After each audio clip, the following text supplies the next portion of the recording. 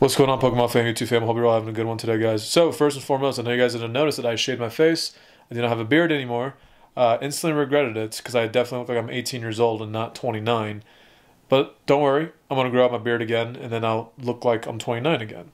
So, just want to get that out the way. So let's go ahead. I want to talk about two different subjects really quick on this video. I want to go ahead and talk about my milestone that I achieved this quarter. And then I want to go ahead and talk to you about the second subject is going to be how can you make $10,000 in revenue in 1 year with like $200 of capital? That sounds really hard to believe. Like, whoa, can you really do that? $200 and do 10 grand revenue with only $200 in your as capital? You sure can. Then I'm going to go ahead and just give you simple math and simple philosophy. This is not a guide. I'm not going to create a whole guide and talk to you for an hour about it, but maybe 5 to 7 minutes of your time might be a lot better and a lot more efficient. So let's go ahead and get right into it. So let's first talk about the milestone that I achieved this quarter. So I ended up doing over 10K in sales in the last 90 days, which is pretty much the quarter, I would say. We're approaching the end of the first quarter. We're about maybe 8-9 days away from the first quarter concluding. I might hit 11,000 because I still have, a few collections that I have to list this weekend. I know with the temporal forces, I definitely expected this week to be kind of slow. Then I think next week, definitely, I think it's going to pick back up in my store. But this week is kind of just slow because of just the temporal rush that's coming, that people are just allocating their money on sealed product right now, booster boxes of temporal, ETBs of temporal, and I want to make a video about temporal and why I think people are kind of just shitting on it for no reason, and that's a completely different subject. But anyways, so like I said, I did 10K in sales this quarter, and like I said, that's the fastest I ever made, 5 figures since I started this business. That's the quickest that I've ever made 10K ever since I started this. And the only thing that I did to change that reality for myself, because my first 10K ever, my very first 10K when I started on eBay took me 8 months. And obviously as I'm getting better and I'm becoming more efficient and I'm knowing my product and I'm understanding what I'm doing as my business model and just becoming more experienced, 10K, I was able to do 10K in a quarter. And then as I get better, I expect myself to be able to do 10K a month, right? So that's definitely going to be a challenge, but I'm definitely looking forward to that challenge. So yes, like I said, the only thing that I changed was that I'm investing way more. I am buying way more collections at a very high pace. I am doing a lot more sales. There's a lot more volume. I think I sold over 1,000 items, I think this month, Yeah, something like that. I sold about 1,000 items just this month in March. And that's a lot of volume. I've never done that much volume in a single month before. So everything is just speed at this point. And speed is efficiency, okay? And the faster you're able to invest your money, like I said, buying collections, buying lots, and the sooner you list them and you're able to sell them, and the faster you get your money back, which is your capital, the more you're able to continue to buy and buy and buy and flip and flip and flip. Eventually, your profits will grow in the end. Profits, I think people overly analyze profits way too much, especially like when you're in the midst of doing those type of numbers. You can't really focus on the profits. You have to just focus on getting your money back and just continue to snowball that. Then you should, obviously towards some type of period, for me, quarterly, I would say I should be able to analyze and realize how much profit did I make in that quarter. And I was able to grow my inventory by 37%. In the beginning of the year, I forgot how much it was worth. Now, I looked at the numbers today. My inventory is currently worth anywhere from, I would say, $3,800 to $4,500 right now. I still have to list a lot of different things, so that could be well over 5K, and just in my inventory, So I increased my inventory by 37% in this quarter. And if you want to average that out per month, I would say 10% a month, I would say, growing my inventory. So that's a very healthy growth. Very healthy growth. And pretty much that my entire inventory at this point right now, as I'm speaking to you guys, it's all gravy. It's pretty much all profit.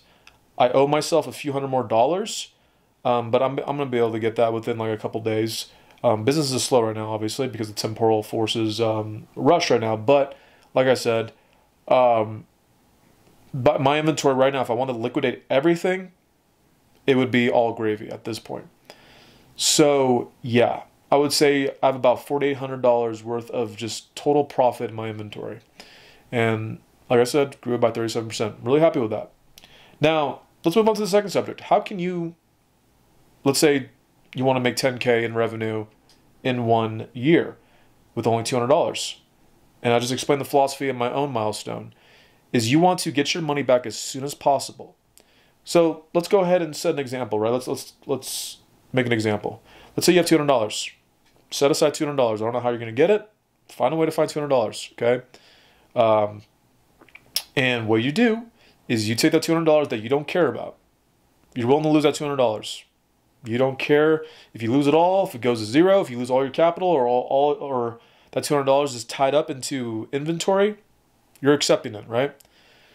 You take that $200, buy whatever you need to buy that's worth whatever is going to be worth. Like if you want to buy a binder, if you want to buy a slab, right? Or if you want to buy a lot, whatever the case may be, find something that is going to be right around that price range or whatever the case may be. Try to find something that you're going to be able to profit at least 10%, anywhere from 10%, no lower than 5%, okay? Don't accept anything below 5%. That's just my own philosophy, okay? Find something that you can profit 10%. It's a very good profit margin in this industry, okay?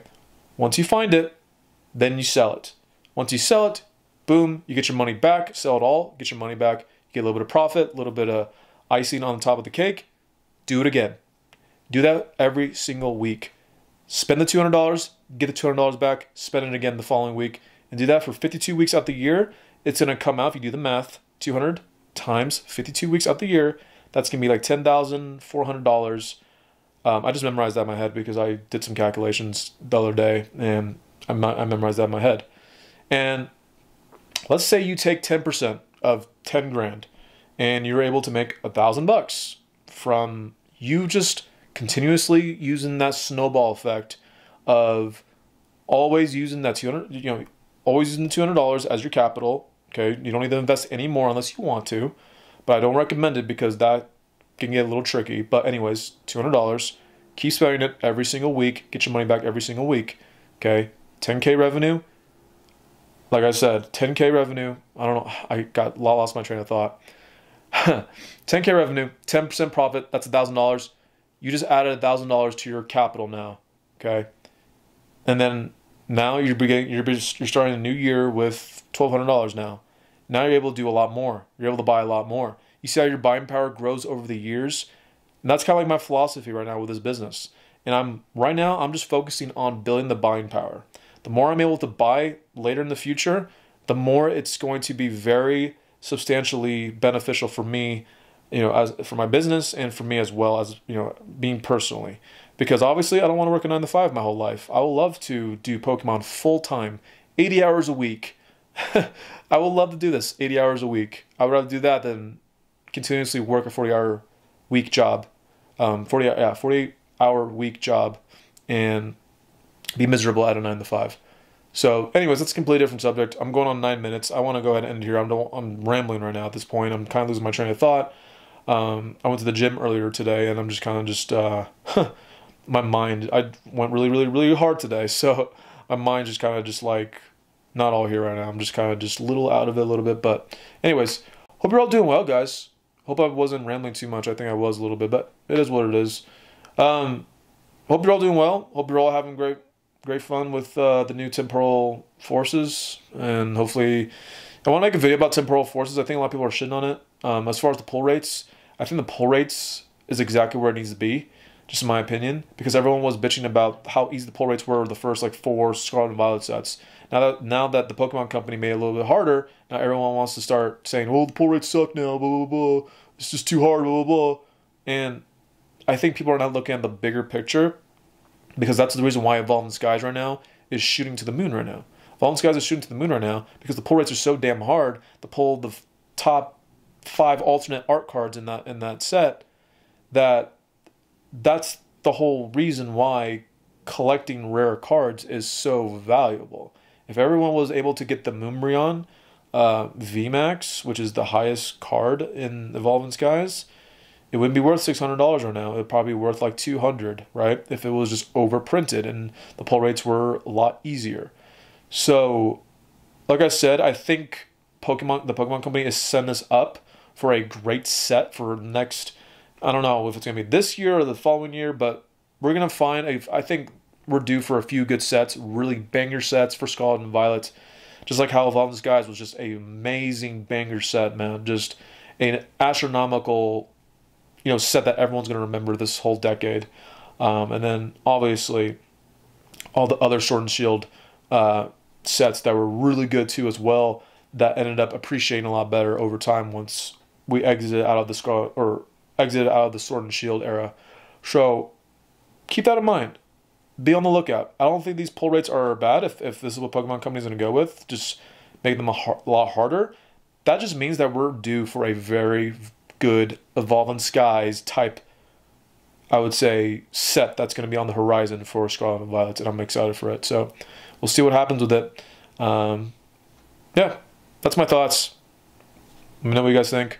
Leave a comment below. Like, subscribe, do all that stuff, whatever you want to do. See you guys in the next one. Peace out, guys.